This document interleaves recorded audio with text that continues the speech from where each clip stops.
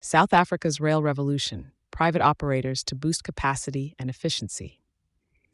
In a significant move to rejuvenate its rail sector, South Africa's Transnet Rail Infrastructure Manager, TRIM, is preparing to assign its inaugural route slots to private train operating companies, TOCs. This initiates a pivotal phase in the country's transport sector under a new, more competitive framework outlined in the network statement that was published last December. TRIM's interim chief executive, Moshe Motlohi, detailed the plans in an interview. He explained that the slots, with applications closing on February 7th, will undergo a rigorous 60-day evaluation period. Successful bidders, announced thereafter, will hold rights to routes for 10 years with an option to renew.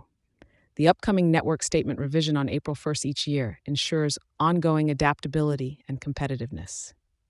The network statement introduces an innovative two-part tariff structure, varying by both commodity and corridor.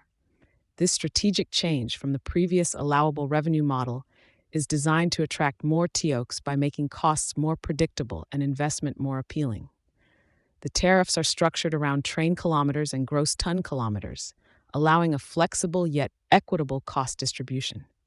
Initially, TRIM will offer allocation across 5 corridors, handling commodities like manganese, iron ore, magnetite, and chrome.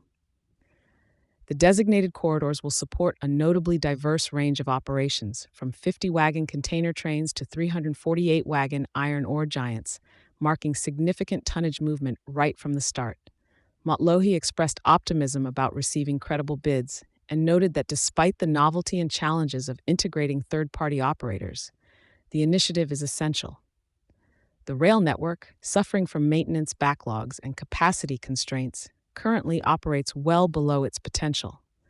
With a strict capacity estimation of 180 million tons per annum against a target of 250 million tons by 2030, the urgency for infrastructural and operational revitalization is stark.